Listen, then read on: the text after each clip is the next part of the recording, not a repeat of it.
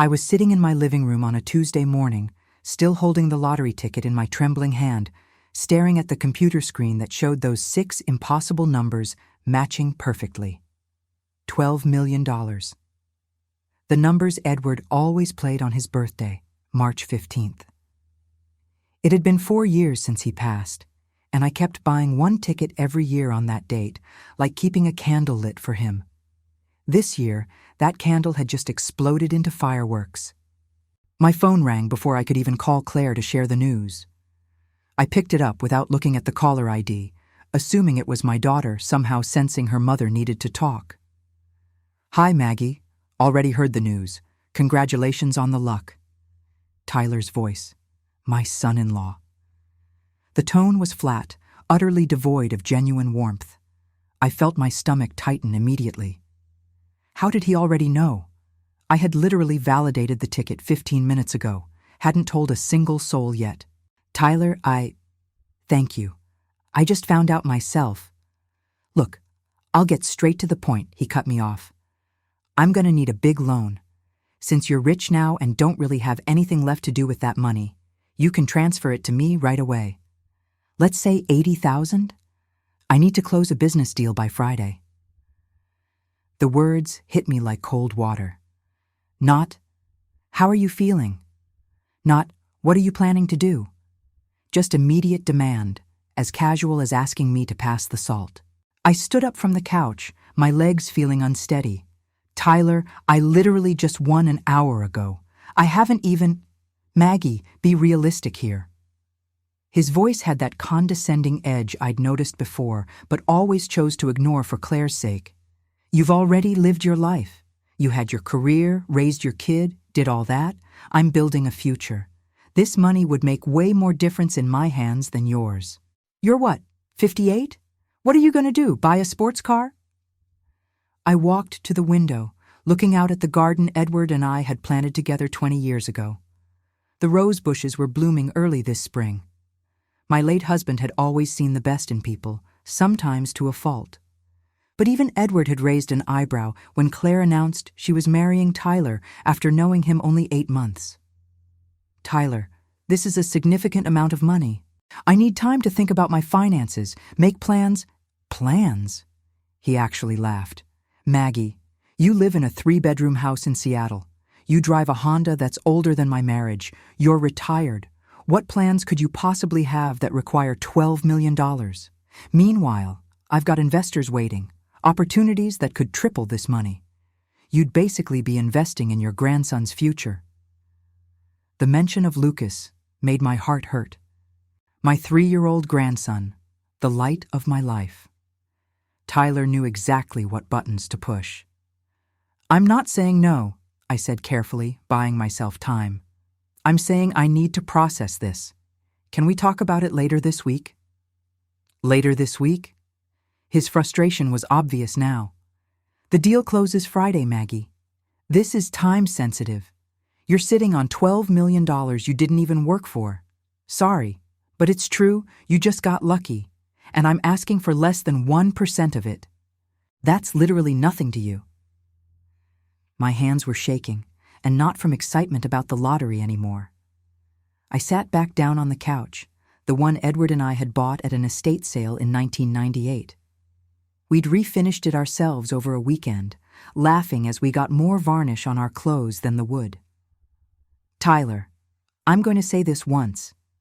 I kept my voice steady, drawing on 35 years of classroom management experience. "I just received life-changing news. I will not be making any financial decisions today. If you want to discuss this properly, we can do so later, but right now, I need you to respect that I need time." "Respect? Maggie, come on. Don't make this difficult. You know Claire and I have been struggling. You know I've been working my ass off trying to get my business ventures off the ground. Now you've got more money than you could spend in 3 lifetimes, and you're going to make me beg? That's pretty cold." Something inside me shifted in that moment. Not anger, exactly. More like clarity. I'd taught literature to teenagers for over 3 decades. I knew every manipulation technique in the book because I'd read them all. In Shakespeare, in Dickens, in every villain who ever tried to disguise selfishness as righteousness. I need to go, Tyler. Wait, just... I hung up. My hands were still shaking. I looked at the lottery ticket on the coffee table, then at the photo of Edward on the mantel. He was smiling in that picture, taken on our 25th anniversary cruise to Alaska. He'd worn that ridiculous captain's hat the whole trip, making me laugh every single day. "What would you do?" I whispered to the photograph. Edward had been the gentle one in our marriage, but he'd had a steel core when it came to teaching moments. He'd been a high school history teacher, and his favorite lesson was about consequences. "People don't learn from being rescued," he used to say. "They learn from facing the results of their choices." I picked up my phone again and called my daughter. "Mom!" Claire's voice was bright, genuinely excited. "Oh my God, I just saw the news alert about the Seattle lottery winner. The numbers they showed. Mom, were those Dad's numbers? Did you win?" "I did, sweetheart." Hearing her real happiness made tears spring to my eyes. This was the reaction I'd wanted, needed. $12 million, Claire. Your father's numbers came through. "Mom!" She was crying now, too. Oh my God, you deserve this so much. After everything you've sacrificed, all those years teaching, living so modestly. Mom, I'm so happy for you." "Thank you, baby." I wiped my eyes. "I wanted you to be the first to know." There was a pause. "Tyler just texted me. He said you already talked." My stomach dropped. "He called me about 20 minutes ago." "How did he even know before you did?" "He's been monitoring the lottery website obsessively lately. He has alerts set up for different states." Claire's voice had changed, become more careful. "Mom, he said he talked to you about an investment opportunity?" I chose my words carefully. "He called to congratulate me, and then mentioned needing money for a business deal. Claire, I just found out an hour ago. I haven't even contacted the lottery commission yet. This is all very overwhelming." "Of course, Mom. Of course it is." She was quiet for a moment. "Listen, whatever Tyler said, you don't have to. I mean, this is your money. You won it. You should take time to think about everything." The fact that my daughter felt she needed to say that told me everything I needed to know about the pressure Tyler was likely putting on her, too. "Come over this evening," I said. "Bring Lucas. We'll order pizza like we used to, and I'll tell you all about how I screamed when I saw the numbers match." "I'd love that. 6 o'clock? Perfect. And Claire? Just you and Lucas tonight, okay? I want it to be just us." "Okay, Mom. I love you." After we hung up, I sat there for a long time, thinking. The lottery ticket sat on the table, this small piece of paper that had just changed everything. But not in the way I'd imagined when I bought it. I'd pictured this moment being pure joy, maybe some tears, definitely a glass of the good wine Edward and I had been saving. Instead, I felt anxious and slightly sick. My phone buzzed. A text from Tyler. "Sorry if I came on too strong, just excited about possibilities. Can we meet tomorrow to discuss properly? This could be huge for all of us." I didn't respond. Instead, I opened my laptop and started researching. First, I Googled what to do after winning lottery and spent an hour reading articles about financial advisors, lawyers, and the stories of lottery winners who'd lost everything. Then, I opened a different search. How to protect lottery winnings from family members. The articles that came up were heartbreaking. Families torn apart by sudden wealth. People who'd been sued by their own children. Marriages destroyed. The common theme in every story was the same. People you thought you knew revealed their true nature when large amounts of money appeared. I thought about Tyler's words. You don't really have anything left to do with that money. As if being 58 meant I was just waiting around to die. As if 35 years of teaching, of shaping young minds, of living modestly and saving carefully, meant nothing.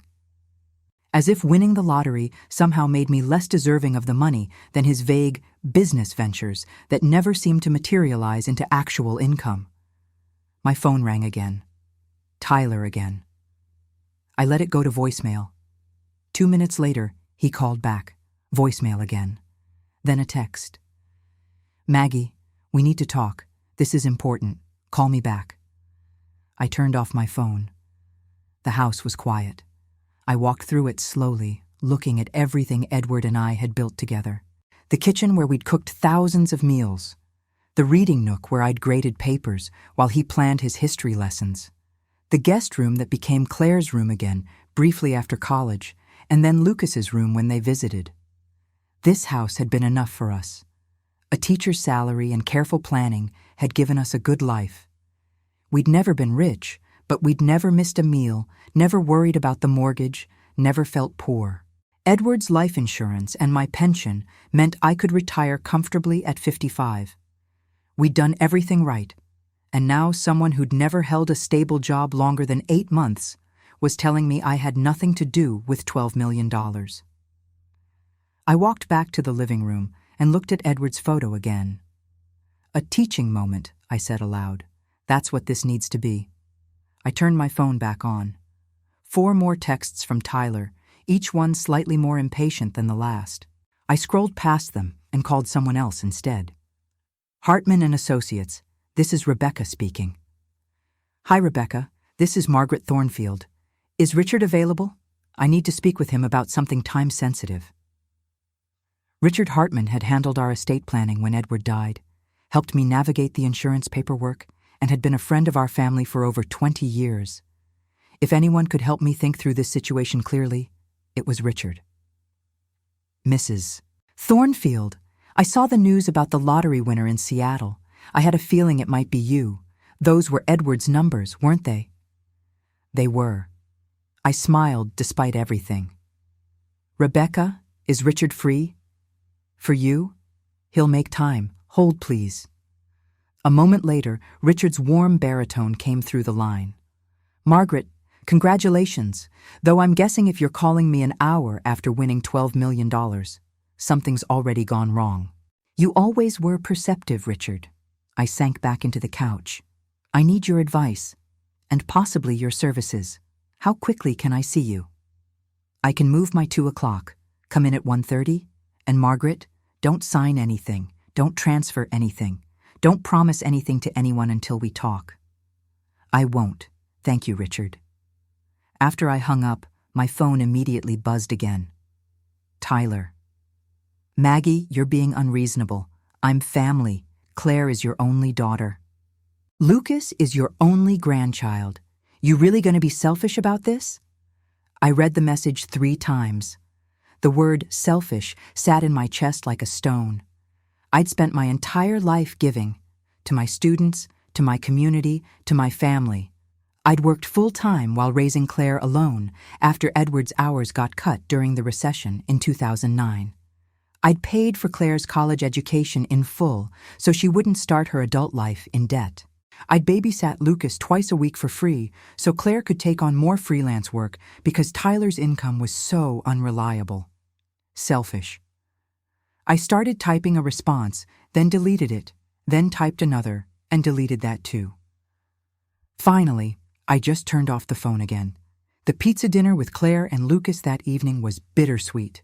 My grandson was pure joy, showing me his new toy truck and demanding I make engine noises with him. Claire was genuinely happy for me, asking thoughtful questions about my plans, suggesting I take that trip to Ireland I'd always dreamed about. But I could see the tension in her shoulders. And when Lucas went to play in his room, she finally brought it up. Mom, Tyler told me about the conversation you had. I'm sure he did. What's his version? Claire looked surprised at my directness. He said he asked about a business loan and you shut him down pretty hard.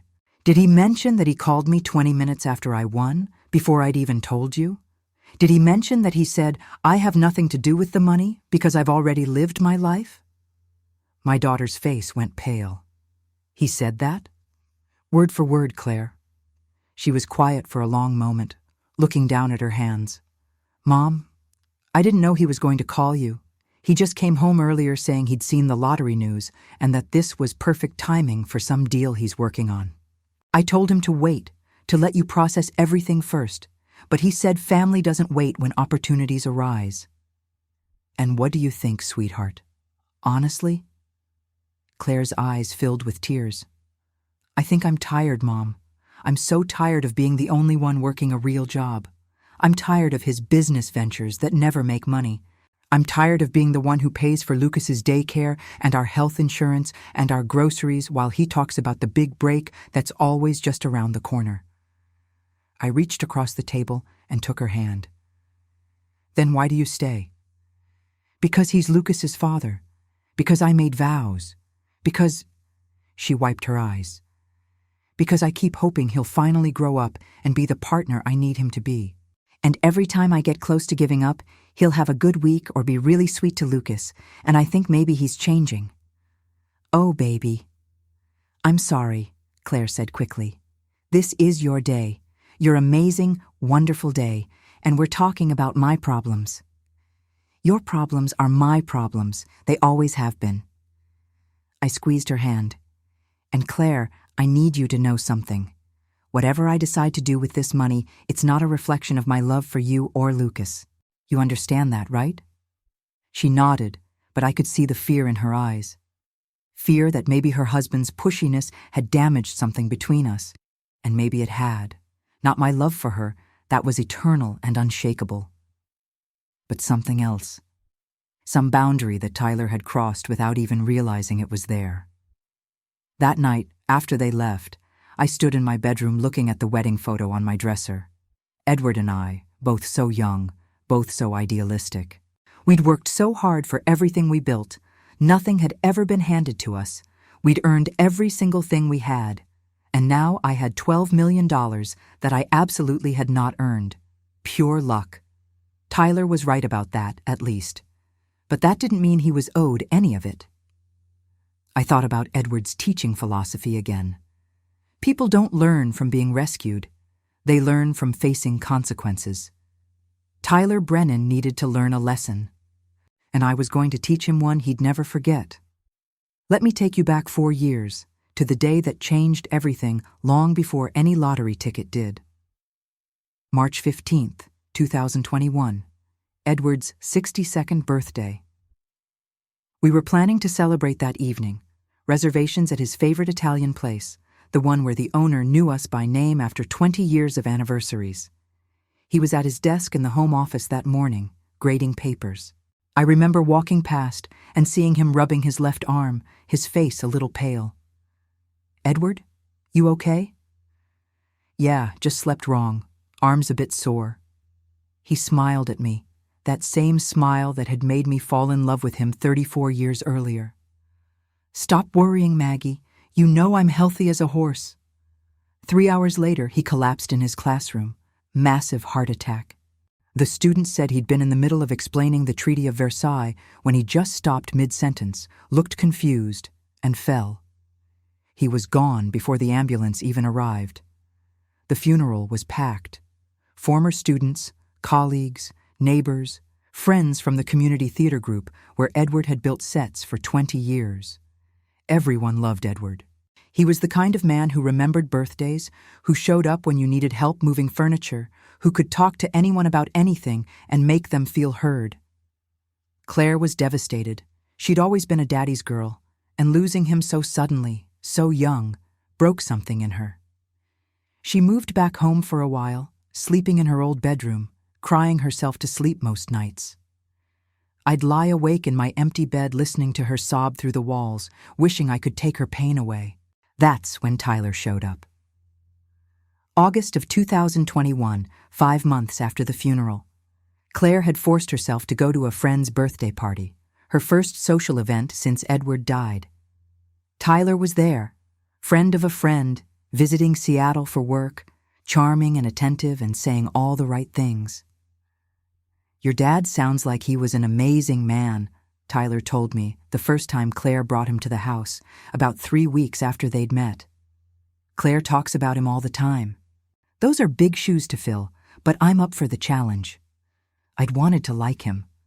God knows I'd wanted to see Claire smile again, see her laugh the way she did when Tyler told his stories about growing up in California, about his various business ventures, about his plans for the future. He was handsome, confident, and seemed genuinely smitten with my daughter. But there were small things. The way he never quite looked you in the eye for more than a second. The way his stories about work were always vague, lots of talk about deals and investors and opportunities, but nothing concrete you could pin down. The way he'd casually mention expensive restaurants or designer brands, then somehow never have his wallet when the check came. Edward would have seen through him immediately. I could almost hear my husband's voice. That boy's got champagne taste on a beer budget, and he's looking for someone else to pay for the bottle. But Claire was happy for the first time since the funeral, and I told myself I was being overprotective. Maybe Tyler just wasn't great with money. Maybe he was one of those creative types who struggled with practical matters. Maybe I was projecting my grief onto him because no one would ever measure up to Edward in my eyes. They got engaged on Christmas, just 4 months after meeting. I tried to voice my concerns gently. "Sweetheart, you've only known him a few months. Why not wait a bit, live together first, really get to know each other?" "Mom, when you know, you know?" Claire had been radiant, holding out her hand to show me the ring. "You and Dad got engaged after 6 months. That was different. We were both in college. We had nothing to lose. You've got a career, a house. I've got a dead father and 4 months of actual happiness," she'd snapped, then immediately looked guilty. "I'm sorry, Mom. I didn't mean... It's just, Tyler makes me feel alive again. Don't you want me to feel alive?" What could I say to that? So I smiled and hugged her and helped plan a small wedding for April 2022, exactly 1 year after Edward's death. Claire wore her grandmother's pearls and carried white roses. Tyler wore a rented tux and cried during the vows, which made me think maybe I'd been wrong about him. The first year of marriage seemed okay. They moved into a small apartment in Fremont. Claire kept her graphic design business going strong, working from home. Tyler talked about various projects, something with cryptocurrency, then day trading, then some kind of consulting business that was never quite clear to me. I noticed that Claire was always the one paying when we went out to dinner. Always the one who bought Lucas's baby equipment when she got pregnant 8 months into the marriage. Always the one with the tired eyes and stressed shoulders. "Mom, he's working really hard," she'd say when I gently asked about finances. "These things take time to build. He's invested so much into his business, we just need to be patient." Lucas was born in January 2023, and for a while, Tyler seemed to step up. He was good with the baby, attentive and patient. I watched him rock Lucas to sleep and thought maybe fatherhood would mature him, give him the motivation to find stable work. But then the loans started. Small at first. "Maggie, I'm so sorry to ask, but could you spot me $300 until my client pays his invoice? Should be next week, and I'll pay you right back." "Tyler, have you thought about getting a regular job while you build your business? Even part-time?" "I can't, Maggie. If I take time away from my business now, I'll lose momentum. Trust me, this is an investment in all of our futures. When my projects take off, I'll pay you back triple." 300 became 500 became 800. Over 2 years, I'd loaned Tyler $3,400. Not once had he paid back a single cent. And I knew he was telling Claire that his business expenses were why money was tight, not mentioning my loans at all. I kept a notebook. Every amount, every date, every excuse. Edward had taught me to document everything. "Paper trail, Maggie," he used to say when dealing with difficult parents or administration issues. "You can't argue with documentation." But I never confronted Tyler about it. I didn't want to create conflict in Claire's marriage, didn't want to be the mother-in-law who caused problems. So I swallowed my frustration and told myself it wasn't really about the money. I could afford it on my pension. It was about the principle. Then came little things I noticed. Tyler always had a new phone, the latest model, while Claire used hers until it literally stopped working. He had expensive sneakers, designer jackets. Meanwhile, Claire wore the same 3 outfits in rotation and cut her own hair to save money. "Your daughter spoils that boy rotten," my friend Martha said one day when we met for coffee. Martha worked at the bank where both Claire and Tyler had accounts. She couldn't share specifics, but her meaningful look told me everything. "What should I do, Martha? Claire's an adult. I can't run her life." "No, but you can stop enabling him. Those loans you've been giving him? Stop. Right now. Make him stand on his own 2 feet." She was right, of course. But then the lottery happened, and suddenly the stakes became much, much higher than a few $100s here and there. Sitting in Richard Hartman's office that afternoon after the win, I told him everything. The timeline of Tyler and Claire's relationship, the loans, my concerns, the phone call that morning. Richard leaned back in his leather chair, fingers steepled under his chin. He'd been practicing law for 40 years and had the kind of face that had seen everything twice. "Margaret, I'm going to be very direct with you. This young man sees you as an ATM, and now you've just won the lottery equivalent of every ATM in Seattle combined. He will not stop. He will escalate. He will manipulate your daughter and weaponize your grandson to get what he wants." "I know." My voice was quiet. "That's why I'm here. I need to protect Claire and Lucas, but I also need Tyler to understand that his behavior has consequences." "What exactly are you proposing?" I took a deep breath. "I want to teach him a lesson he'll never forget, something that will force him to face exactly who he's become. Can you help me do that?" Richard was quiet for a long moment, studying my face. Then he smiled slowly. "Margaret, in 40 years of practicing law, I've seen a lot of things. But I've never seen a retired literature teacher plan what I think you're about to propose. Tell me more." We talked for 2 hours, mapping out a plan that was ethically complex but legally sound. Richard made phone calls, pulled documents, consulted with a colleague who specialized in family law. By the time I left his office at 4:30, we had a strategy. My phone had 17 missed calls from Tyler. I didn't return any of them. Instead, I called Martha at the bank. "Martha, I need information, and I need you to tell me if there's any legal way you can help me get it." "What kind of information?" "The kind that tells me exactly what Tyler Brennan has been doing with money. Because I have a feeling those business investments of his are not what he's been telling Claire." Martha was quiet. "Come to the bank tomorrow morning. 9 sharp. Bring your documentation of the loans. I'll see what I can do." That evening, Tyler showed up at my door unannounced. I opened it to find him standing there with a folder of papers and what he probably thought was a charming smile. "Maggie, I was in the neighborhood, thought I'd stop by. Can we talk about that business opportunity? I brought some materials to show you." "Tyler, now isn't a good time. Come on, just give me 10 minutes. This is really going to blow your mind. We could turn your lottery winnings into 20-30 million in a couple of years." I looked at him standing there in his expensive jacket, holding his fancy leather folder, and thought about Claire at home with Lucas, probably doing client work after putting the baby to bed while Tyler was here trying to squeeze money out of me. "No, Tyler. The answer is no." His smile faltered. "You're not even going to look at the materials?" "Good night, Tyler." I closed the door. Through it, I heard him say, "This is really disappointing, Maggie. I thought family meant something to you." I leaned against the closed door, my heart pounding. Edward's photograph watched me from across the room, and I could swear I saw approval in his frozen smile. The lesson was about to begin. The next morning at 9 sharp, I was sitting in Martha's office at the bank.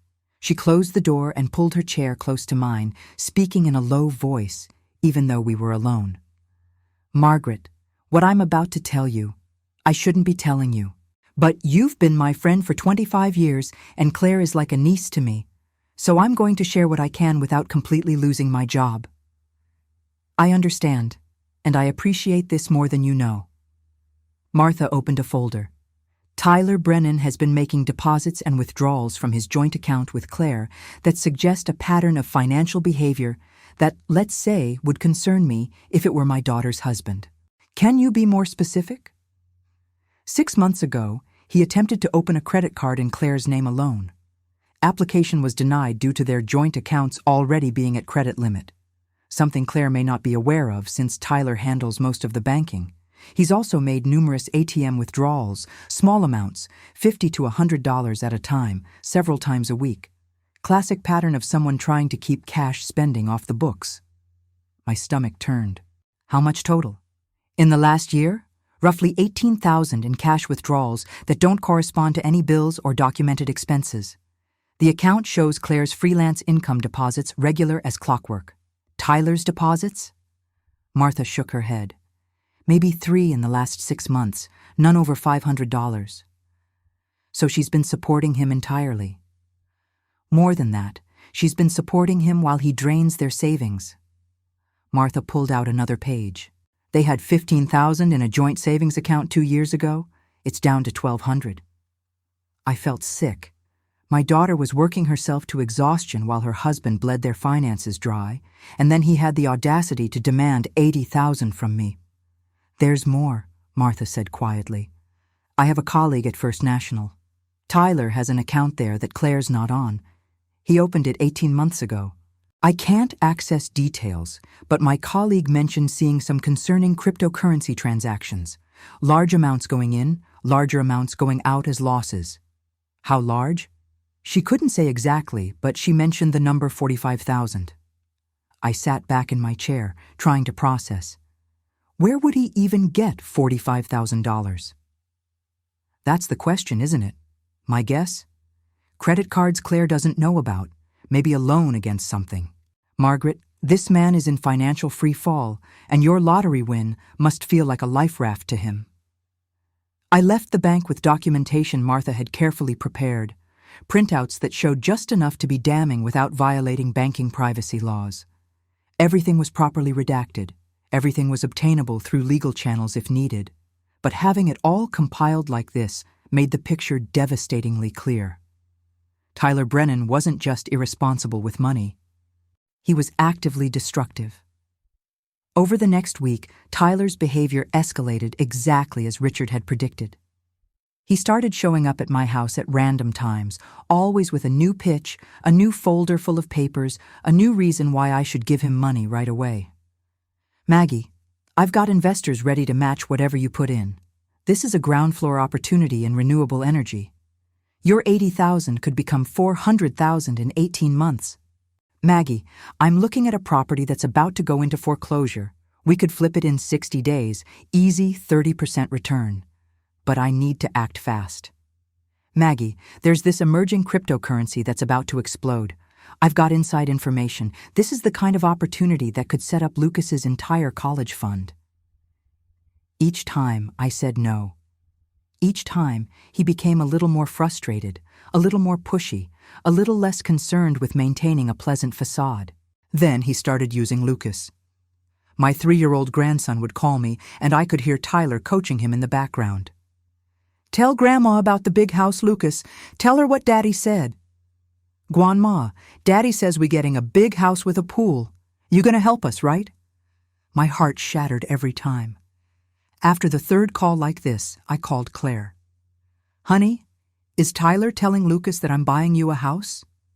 There was a long pause. Mom, I didn't know he was doing that. I'm so sorry. We had a fight about it last night. He keeps talking about all these plans for your money, and I keep telling him it's your money, not ours, but he says family is supposed to help family. Claire, we need to talk, really talk. Can you come over without Tyler? He's going to ask why. Tell him you're taking Lucas to visit your mother. He doesn't get a vote in that. She came over that afternoon while Tyler was supposedly meeting with investors. Lucas played in the backyard while Claire and I sat at the kitchen table. I slid the folder Martha had prepared across to her. Before you look at this, I need you to know something. I'm not trying to destroy your marriage. I'm trying to save you and Lucas from a financial disaster that's already happening. Claire opened the folder. I watched her face as she read through the documents. The color drained from her cheeks. Her hands started shaking. 45,000? Her voice was barely a whisper. In cryptocurrency? When? How? I don't know exactly when or how, but Claire, this is what I do know.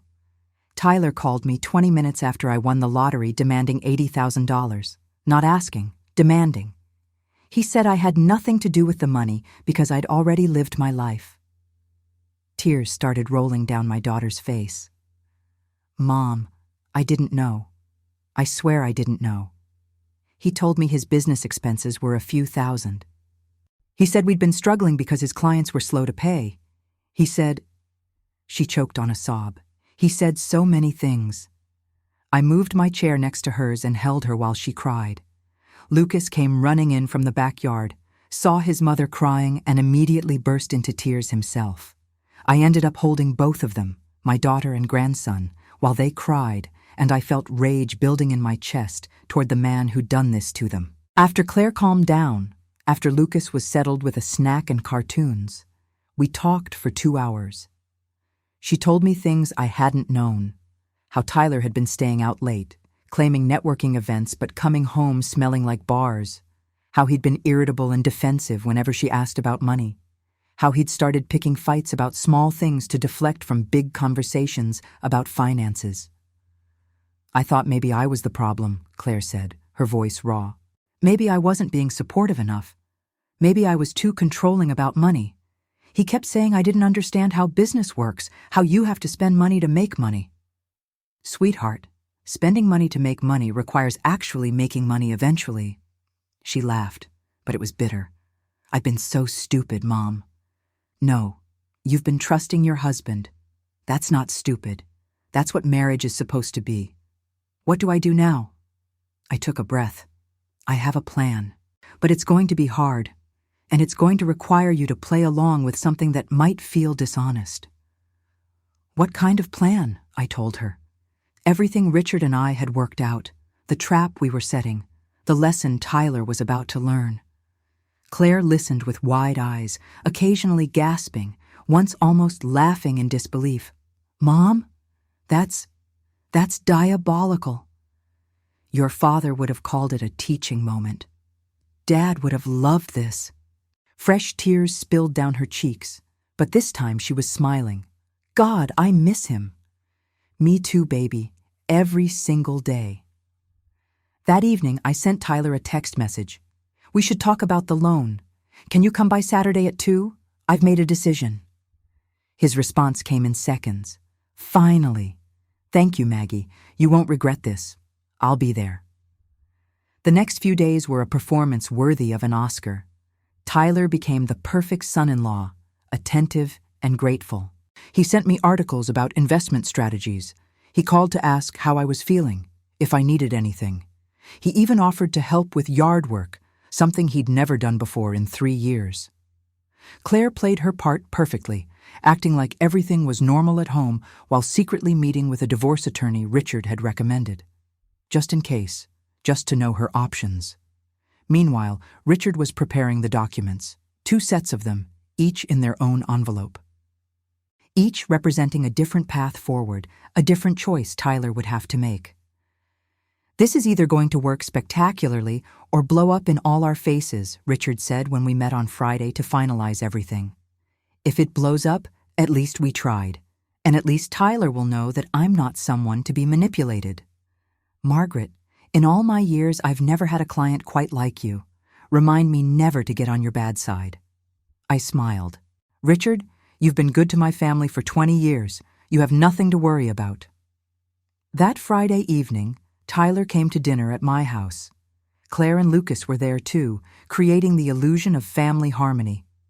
Tyler was on his best behavior, playing with Lucas, complimenting the meal, asking thoughtful questions about my plans for the lottery money. I've been thinking about what you said, I told him over dessert. About investing, about making the money work. His eyes lit up. I'm so glad, Maggie. I really think with the right strategy we could... I've been talking to financial advisors, I continued, cutting him off gently. And lawyers. There are a lot of complexities with sudden wealth. Something flickered across his face. Concern? Fear? It was gone too quickly to identify. Of course, that's smart. But Maggie, you've got to be careful with those guys. Advisors and lawyers, they're just trying to get their cut. Family, though, family has your best interests at heart.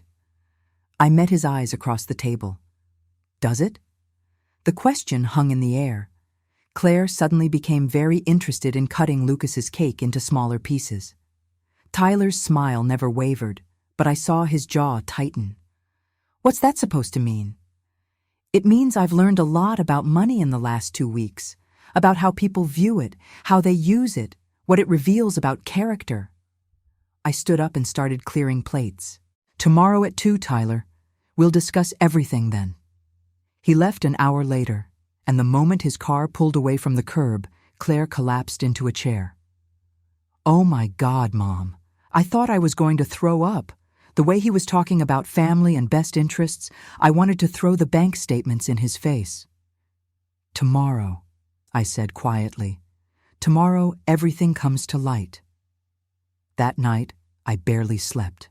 I kept running through the plan, looking for flaws, wondering if I was doing the right thing. Was this too harsh? Was I overstepping? Should I just give Tyler the money and wash my hands of the whole situation? But then I'd think about Claire's exhausted face, about Lucas being coached to manipulate me, about Tyler's words, "You've already lived your life." And I knew this had to happen. Edward appeared in my dreams that night. We were in his classroom, and he was teaching one of his history lessons to an empty room. The problem with never facing consequences, Dream Edward said, is that people never learn who they really are. They never have to confront the gap between who they think they are and who their actions prove them to be. I'm scared, I told him. Good. That means you still have a conscience. But Maggie, sometimes the kindest thing you can do for someone is let them see themselves clearly, even if the reflection is ugly. I woke up at 6 on Saturday morning, my heart pounding. This was it. The day Tyler Brennan would have to choose between his greed and his family, and whatever he chose would reveal exactly who he was. I spent the morning preparing. Richard called to confirm everything was ready at his office. Martha called to check on me, to make sure I was okay. You're doing the right thing, she said. That boy needs a wake-up call. I hope so, because if this doesn't work, I might have just destroyed my relationship with my daughter. Claire knows what he is now, Margaret. Whatever happens today, she knows the truth. That's already a gift. At 1:30, Claire texted me. We're on our way. Tyler thinks we're all going to celebrate your investment in his business. He bought champagne. Of course he did. Of course he was already celebrating money he hadn't received yet, making plans for funds that weren't his, assuming everything would go exactly as he wanted because it always had before. But not today. Today, Tyler Brennan was going to learn the most expensive lesson of his life, and it wasn't going to cost him a single dollar. It was going to cost him something much more valuable, his illusions about himself. Tyler arrived at my door at exactly 2 o'clock, carrying a bottle of expensive champagne and wearing a suit I knew he couldn't afford. His smile was wide and confident, the smile of a man who thought he'd already won. Maggie, big day. He kissed my cheek, something he'd never done before. Claire and Lucas still in the car? Actually, they're meeting us at Richard's office. The smile faltered for just a second. Richard, your lawyer? Yes. For a transaction this large, we need proper documentation. You understand. I watched him process this, saw him mentally recalibrating. He recovered quickly, the smile returning. Of course. Smart thinking. I actually brought some documents too, partnership agreements for the investment opportunities we discussed. I'm sure Richard will want to review those. I grabbed my purse. Shall we go? I'll drive. In the car, Tyler was almost manic with excitement. He talked nonstop about his plans for the money, how he'd allocate it across different ventures, what kind of returns I could expect. Every sentence started with we or us, as if my money had already become his. We could really leverage this into something massive, Maggie. I'm talking 7 figures within a year. And of course, you'd be getting regular dividends. I take care of my investors, especially family. I kept my eyes on the road and my hands steady on the wheel, even though my heart was racing. This was it. The moment 3 weeks of planning came together. Either this would work, or I'd just made the biggest mistake of my life. Richard's office building was downtown, a respectable older structure with marble floors and brass fixtures. Tyler's enthusiasm dimmed slightly as we walked through the elegant lobby. This wasn't some strip mall lawyer. This was old money, establishment credentials, the kind of legal practice that didn't mess around. Claire was already in the waiting room, sitting with Lucas on her lap. She looked pale but composed. When Tyler saw her, his face lit up. "Hey, babe. Didn't know you were coming. This is great, the whole family together for this moment." He went to kiss her, but she turned her head slightly so his lips caught her cheek instead of her mouth. Tyler didn't seem to notice. He was too busy looking around the office, taking in the mahogany paneling, the oil paintings, the leather furniture. I could see him calculating how much a lawyer with an office like this must cost, probably wondering why I needed such expensive representation for a simple transaction. "Mr. and Mrs. Brennan, Mrs. Thornfield, Mr. Hartman will see you now." Richard's secretary, Rebecca, smiled professionally and opened the door to the conference room. The room was designed to intimidate. Floor-to-ceiling windows overlooking Elliott Bay, a massive conference table that could seat 20, and at the head of it, Richard Hartman in his expensive suit with 40 years of legal authority radiating from every pore. "Margaret, good to see you." Richard stood and shook my hand, then turned to the others. "Claire, always a pleasure. You must be Tyler." Richard's handshake with Tyler lasted just a fraction too long, his eyes holding just a fraction too much assessment. I saw Tyler's confidence waver slightly. This was a man who'd spent his career reading people, and Tyler was suddenly aware of being read. "Please, everyone sit." Richard gestured to the chairs. "Rebecca, could you bring in the documents?" Tyler sat across from me, Claire next to him with Lucas on her lap. The little boy was mercifully quiet, playing with a toy car Claire had brought. Tyler kept fidgeting with his folder of investment proposals, clearly eager to present his pitch. Rebecca returned with 2 large envelopes and placed them in front of Richard. Tyler's eyes locked onto them. I could practically hear him calculating. $80,000 in checks, his ticket out of debt, his big break, his validation. "Now then," Richard began, pulling reading glasses from his pocket with deliberate slowness. "Mrs. Thornfield has asked me to prepare some documents regarding a potential financial transaction with you, Mr. Brennan. Before we proceed, I need to review some information. Is that acceptable?" Tyler glanced at me, then back at Richard. "Sure, I guess. I mean, this is pretty straightforward, right?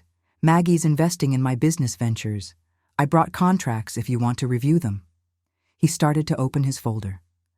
"We'll get to that," Richard said smoothly. "First, Mrs. Thornfield has documented several previous loans made to you over the past 2 years.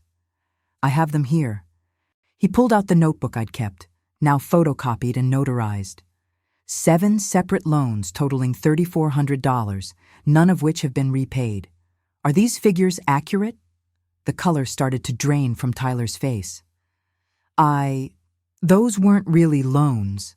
Those were family things. Maggie was helping out. Were you under the impression that family assistance didn't require repayment? Richard's voice was neutral, professional, but there was an edge to it. "I mean, I always intended to pay her back. Things have just been tight." "I see." Richard made a note. "Now I also have here bank records, properly obtained through legal channels, I assure you, that show some concerning patterns in your joint account with Claire. Are you aware that you attempted to open a credit card in your wife's name without her knowledge 6 months ago?" Tyler's face went from pale to white. He shot a look at Claire. "That was a misunderstanding. I thought we'd discussed it." "We didn't," Claire said quietly. It was the first time she'd spoken since we entered the room. Her voice was steady but sad. "I found out about it 3 days ago, Tyler, along with a lot of other things." "Babe, I can explain." "Additionally," Richard continued, his voice cutting through Tyler's attempt to respond, "we have documentation suggesting significant cryptocurrency losses. Approximately $45,000. Can you explain where that money came from?" Tyler stood up abruptly, his chair scraping against the floor. "What is this? Is this some kind of ambush? Maggie, what the hell is going on?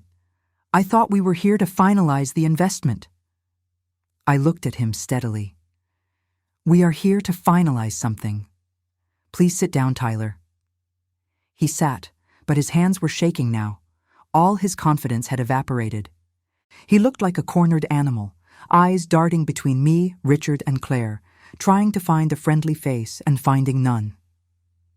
"Mr. Brennan," Richard said, his voice softer now, but no less serious, "Mrs. Thornfield has prepared 2 options for you, 2 envelopes.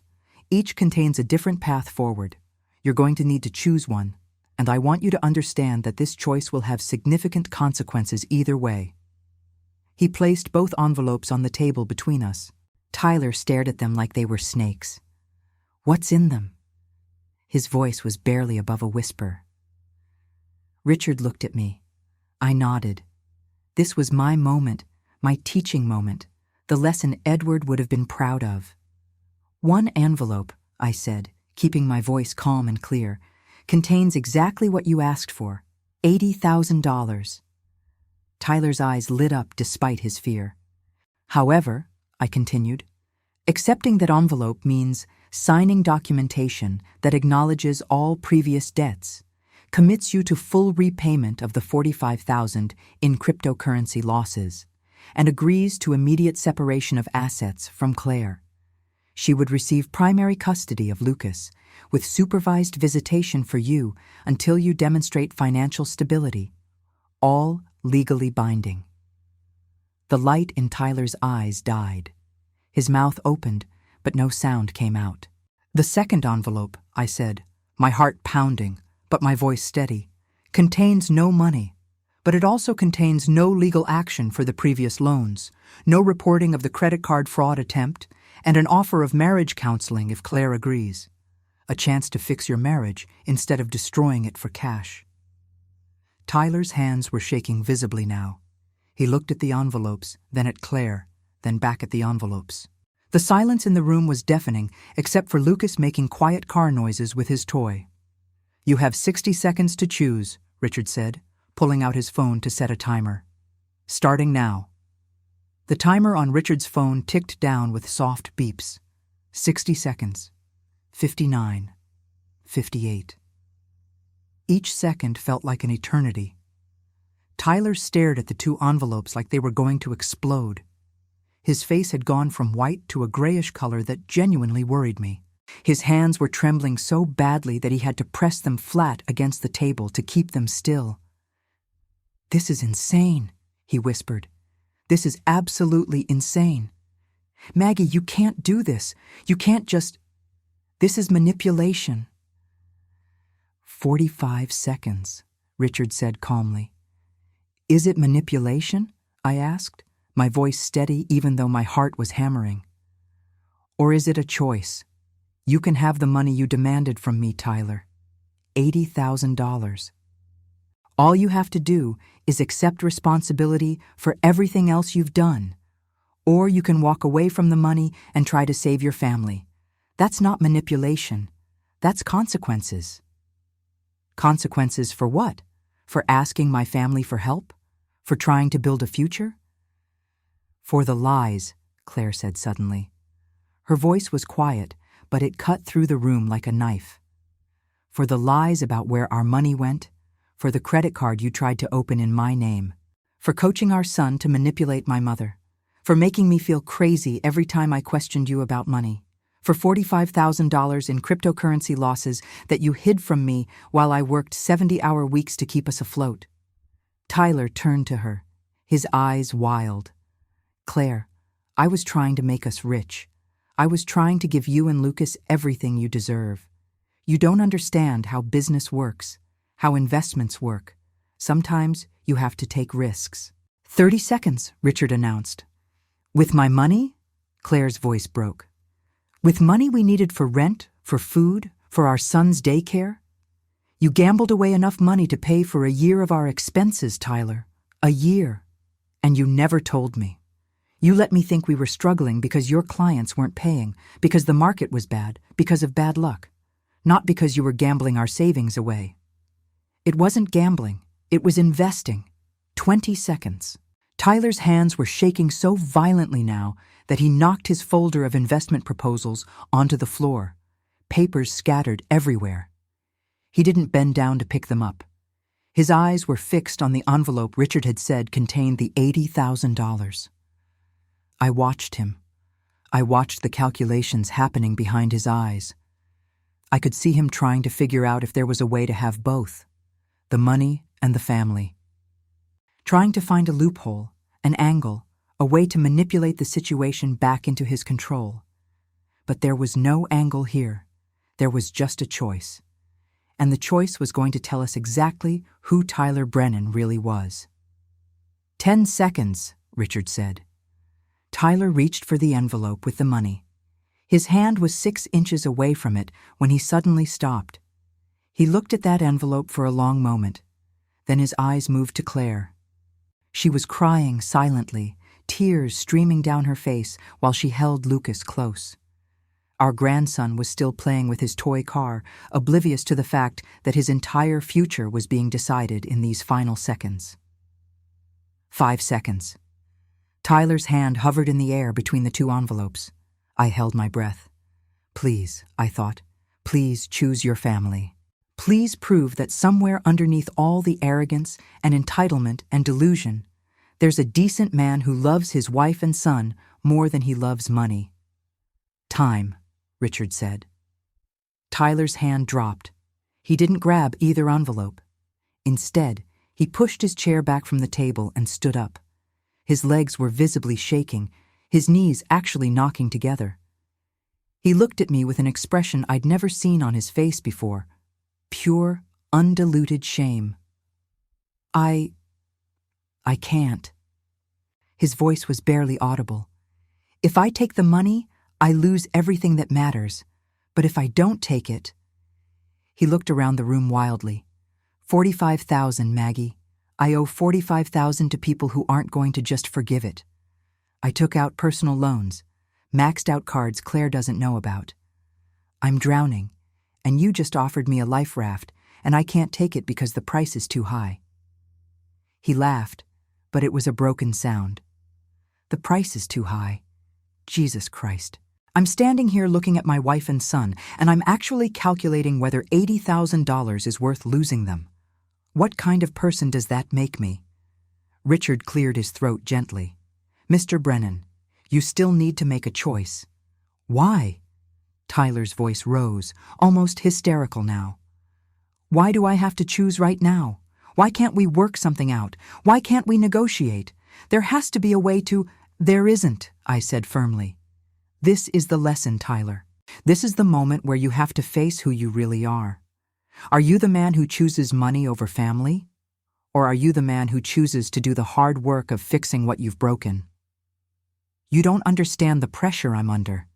You don't know what it's like to be constantly judged, constantly compared to all my friends who are successful, constantly feeling like I'm failing. So you lied to your wife? Claire's voice was sharp now, anger breaking through the tears. You stole from our family, you manipulated my mother because you felt pressure to keep up appearances? I didn't steal $45,000, Tyler. Claire stood up abruptly, settling Lucas on her hip.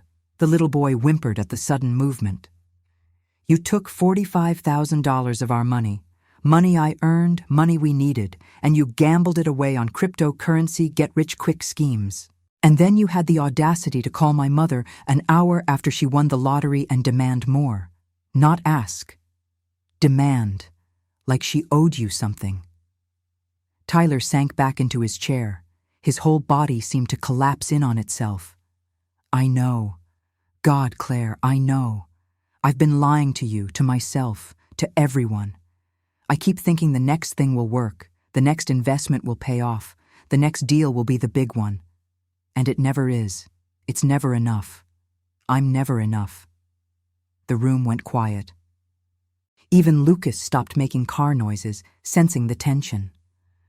Tyler put his head in his hands. I've destroyed everything, haven't I? His voice was muffled by his palms. I've destroyed my marriage, my relationship with you, Maggie. I've taught my son to manipulate people. I've turned into exactly the kind of man I swore I'd never be. I watched him sitting there, broken and finally facing the truth about himself. This was the moment I'd been engineering for 3 weeks. The moment where Tyler Brennan had to see himself clearly, stripped of all his excuses and justifications and delusions. It should have felt satisfying. It should have felt like victory. Instead, I just felt sad. Richard, I said quietly, can you give us the room for a moment? Richard looked surprised, but nodded. Of course. I'll be in my office. He gathered the envelopes and left, Rebecca following him out. Now it was just family. Me, Claire, Lucas, and Tyler. The silence stretched between us. Tyler, I said finally, look at me. He raised his head slowly. His eyes were red, tears streaming down his face. I'd never seen him cry before. I'd seen him angry, defensive, charming, manipulative, but never genuinely vulnerable like this. Do you love my daughter? Yes. The word came out as a sob. God, yes. She's the best thing that ever happened to me. Her and Lucas. They're the only real thing in my life. The only thing that's not just me pretending to be someone I'm not. Then why did you treat her this way? Because I'm a coward. His voice was raw. Because it's easier to lie than to admit I'm failing. Because every time I'd try to tell her the truth, I'd see the way she looks at me, like she's proud of me, like she believes in me, and I couldn't stand to see that look go away. So I lied, and I lied more to cover up the first lies. And then I was in so deep, I didn't know how to get out. Claire was crying again, clutching Lucas. You could have just told me. Tyler, we could have figured it out together. That's what marriage is supposed to be. I know that now. I know that sitting here facing the possibility of losing you. But a week ago? A month ago? I didn't know it. I just knew I was supposed to be the provider, the successful one, the guy who had it all figured out. And I wasn't. I'm not. I'm a 34-year-old man with no career, no savings, and $45,000 in debt that I racked up chasing dreams that were never realistic in the first place. He wiped his face with his hands. When you won the lottery, Maggie, it felt like divine intervention, like the universe was finally giving me a way out. I didn't think about what I was asking, or how it would make you feel, or what it said about me that my first thought was, how can I get some of that money? I just saw a solution to my problems, and I grabbed at it. Like you've grabbed at every solution that doesn't require you to actually do the hard work, I said. It wasn't cruel, just factual. Every cryptocurrency scheme, every investment opportunity, every business venture that was going to make you rich without you having to build something brick by brick. I know. He looked directly at me for the first time since the timer had ended. I know. And I'm sorry. I'm sorry for the way I spoke to you on the phone. I'm sorry for trying to manipulate you through Lucas. I'm sorry for the loans I never paid back. I'm sorry for treating you like an ATM instead of like family. You've been nothing but kind to me for 3 years, and I repaid that kindness with disrespect and entitlement. I studied his face. Was this real? Was this genuine remorse? Or was it just another manipulation, another way to get what he wanted by playing the part of the repentant sinner? I thought about Edward, about his teaching philosophy. People don't learn from being rescued. They learn from consequences. But they also learn from being given a chance to do better after they've faced those consequences. You still haven't made a choice, I said. You need to pick an envelope. Tyler looked at the door where Richard had exited with the envelopes. If I pick the money, do I really lose Claire? Is that real, or is it just part of the lesson? It's real, Claire said before I could answer. Tyler, if you pick that money, we're done. I'll file for divorce on Monday. I can't live like this anymore. I can't be married to someone who values cash more than our family. And if I pick the other envelope, the one with no money? Then you move out, Claire said. Her voice was steadier now, more certain. You move out temporarily. You get a real job, not a business venture, not an investment opportunity, a real job with a paycheck, and you start paying back what you owe. All of it. The cryptocurrency losses, the credit card debt, the loans from my mother. And we go to counseling. Real counseling. Not just a few sessions where you charm the therapist. We do the hard work of figuring out if this marriage can be saved. And Lucas? You can see him, supervised at first, until I trust that you're not going to use him to manipulate people or fill his head with lies about money. But you're his father. I don't want to take that away from him. Claire's voice broke. But I also can't let him grow up thinking your behavior is normal or acceptable. Tyler nodded slowly. He stood up, his legs still shaking, and walked to the door. He opened it and called out, "Mr. Hartman, can you bring those envelopes back in?" Richard returned, placing both envelopes back on the conference table. Tyler stood there looking down at them for a long moment. The room was absolutely silent, except for Lucas humming quietly to himself. Then Tyler picked up the envelope without the money. His hand was shaking so badly he almost dropped it. He held it against his chest and looked at Claire. "I don't know if I can be the man you deserve," he said quietly. "But I want to try. For the first time in my life, I actually want to do the hard work instead of looking for the shortcut. I want to be someone my son can be proud of, someone you can be proud of, someone I can be proud of." Claire was crying openly now. She didn't move toward him, didn't offer comfort or forgiveness. She just nodded. "Then prove it." Tyler turned to me. "Maggie, I don't expect you to forgive me. I don't even expect you to like me. But I promise you, I will pay back every cent I owe you. It might take years, but I'll do it. And I'll do better. I have to do better because the alternative is losing everything that makes my life worth living."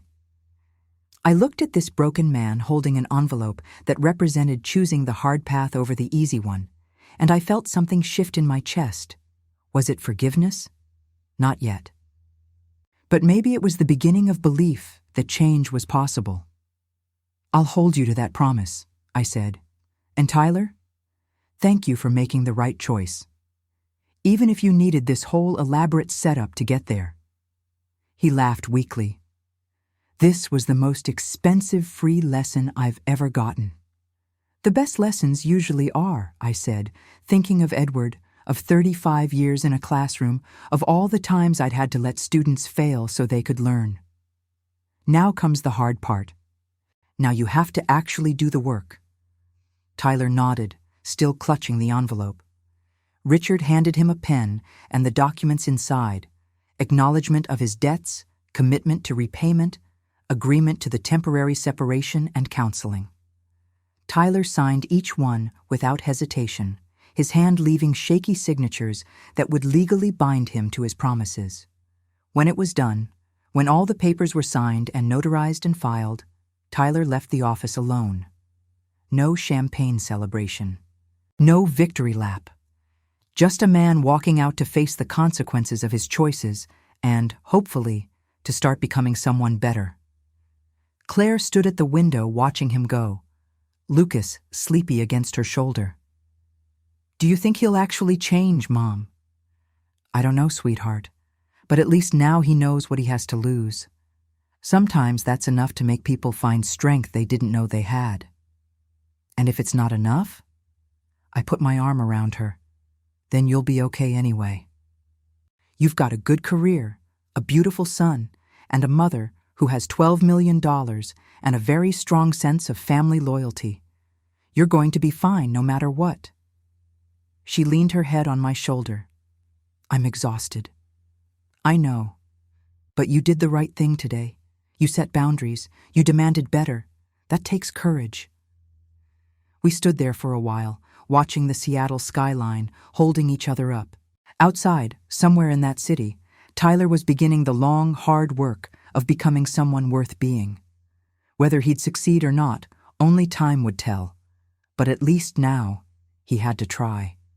6 months passed before I knew whether Tyler would actually follow through on his promises or whether that moment in Richard's office had just been a performance born of desperation. The first month was rocky.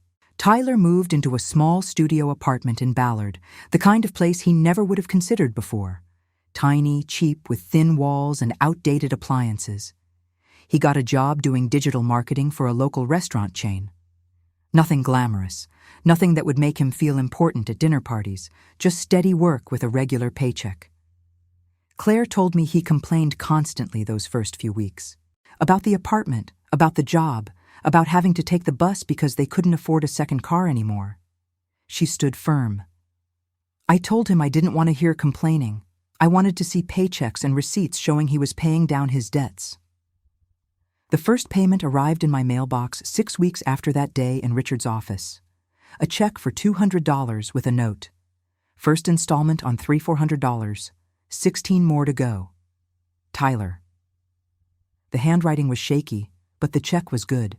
I deposited it and called Claire. He actually did it. I know. I almost fell over when he showed me the payment confirmation. Claire sounded cautiously hopeful. Mom, he's trying. Really trying. He comes to counseling every week. He doesn't make excuses when the therapist calls him out, and last week he picked up an extra shift even though he was exhausted. How do you feel about it? Long pause. Confused, hopeful, terrified. All of it at once. I spent 3 years watching him make promises and break them. How do I know this time is different? You don't, I said gently. You just have to watch and see. People can change, Claire, but only if they want to badly enough. Only time will tell if Tyler wants it badly enough. By month 3, Tyler had paid me back $800. He'd also started paying down his cryptocurrency debt, slowly, painfully, but consistently. Claire showed me the spreadsheet he'd made, tracking every dollar of debt and every payment. It was the first time in their marriage that Tyler had created any kind of financial documentation. The therapist suggested it, Claire explained. She said if Tyler wanted to rebuild trust, he needed to make everything transparent. No more secrets, no more hidden accounts or debts. Everything visible. How's Lucas handling the separation? Claire's face softened. He misses having Daddy at home. But Tyler's been good about visits. He takes Lucas to the park, plays with him, doesn't try to buy his affection with toys we can't afford anymore. Last week, they went to the library and checked out books. The library, Mom. Tyler has never willingly gone to a library in his life. I smiled. Your father loved taking you to the library. I know. I told Tyler that. He said he's trying to learn how to be the kind of father Lucas deserves instead of the kind he thought he was supposed to be. Month 4 brought an unexpected development. Tyler got promoted to senior marketing associate at the restaurant chain. It came with a raise, not huge, but significant enough that he could increase his monthly debt payments. He called me personally to tell me. Maggie, I know I'm probably the last person you want to hear from, but I wanted you to know. I'm going to start paying you $400 a month instead of $200. At this rate, I'll have your money paid back in 7 months instead of 14. Tyler, that's good news. I'm proud of you for sticking with it. Silence on the line, then quietly. Thank you. That means more than you probably realize. By month 5, something had shifted between Tyler and Claire. She didn't tell me outright, but I could see it in the way she talked about him, the way her face looked less tense, less tired. One evening when she came over with Lucas for dinner, I asked her directly, Are you considering letting him move back in? Claire set down her coffee cup carefully. Our therapist thinks we're making real progress. And Mom, he's different. Not perfect. He still has moments where I can see him wanting to fall back into old patterns. But he catches himself now. He apologizes when he's wrong. He asks for help instead of pretending he has all the answers. That's a significant change. I know. Part of me is still waiting for the other shoe to drop, for him to reveal this was all just an elaborate act. But another part of me thinks maybe people really can change when they're forced to face who they've become. She looked at me. That day in Richard's office, Mom, what you did, it was brutal. I know. It was also the kindest thing anyone has ever done for my marriage. Tears welled up in her eyes. Because if you hadn't forced that moment, Tyler would have just kept sliding deeper into his patterns, and I would have kept enabling him until we destroyed each other completely. You gave us a chance to hit rock bottom while there was still something worth saving. I reached across the table and took her hand.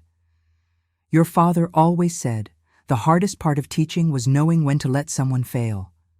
But sometimes failure is the only teacher that gets through. Dad would have liked what you did.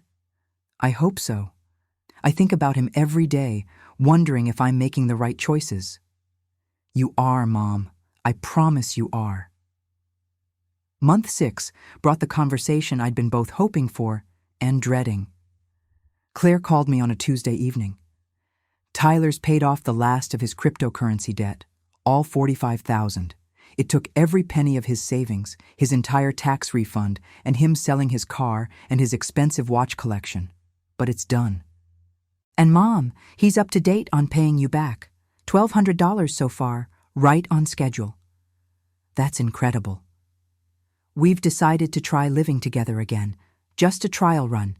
He's moving back in this weekend, but we've set clear boundaries. Any financial decision over $100 gets discussed together. All accounts are joint and transparent. He keeps his job for at least a year before even thinking about starting another business. And if he lies to me about anything, even something small, he moves back out immediately. How do you feel about it? Terrified, she admitted, but also hopeful. He's proven he can change.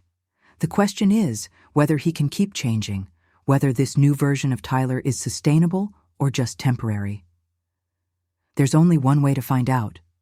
I know, Mom, thank you for everything, for the tough love, for having my back, for teaching Tyler the lesson he needed to learn. I know it wasn't easy. Nothing worthwhile ever is, baby. After we hung up, I walked through my house, the same modest 3-bedroom I'd shared with Edward, that I'd raised Claire in, that I'd chosen to stay in even after winning $12 million. I still drove the same Honda, still shopped at the same grocery store, still lived the same life, just with significantly more money in the bank. I'd used some of the lottery money, of course. I'd established the Edward Thornfield Memorial Scholarship Fund for students pursuing degrees in literature or history, full-ride scholarships for 2 students every year. I'd donated to the schools where Edward and I had taught. I'd set up trust funds for Claire and Lucas that Tyler could never touch, ensuring their financial security regardless of what happened with the marriage. But mostly, the money just sat there, earning interest, waiting. Because I'd learned something important from this whole experience. Money reveals character, it doesn't create it. Tyler wasn't a bad person because he wanted money. He was a troubled person who thought money would solve problems that could only be solved through hard work and honesty. And I wasn't a good person because I had money.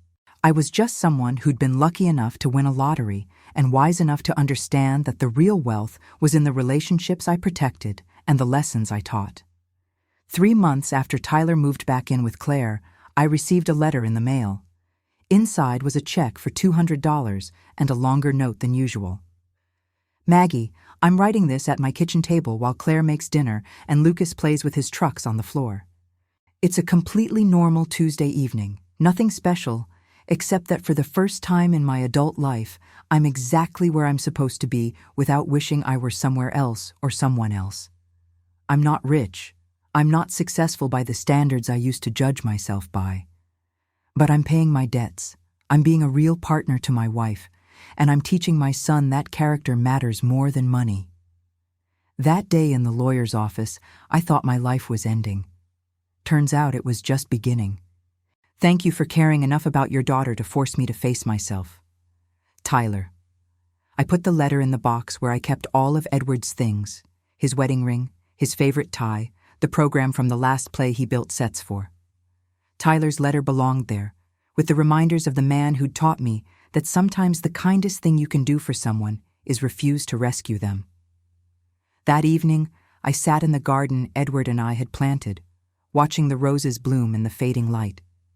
Somewhere in this city, my daughter and grandson were safe and cared for.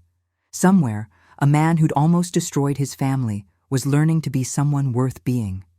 And here, in this modest house with its old furniture and its memories, I was exactly where I needed to be. $12 million richer, but no different in the ways that mattered. The lottery ticket was still pinned to my bulletin board, a reminder that sometimes luck finds you exactly when you need it, not to make your life easier, but to give you the resources to teach the lessons that need teaching. Edward would have approved, and in the end, that was all that really mattered.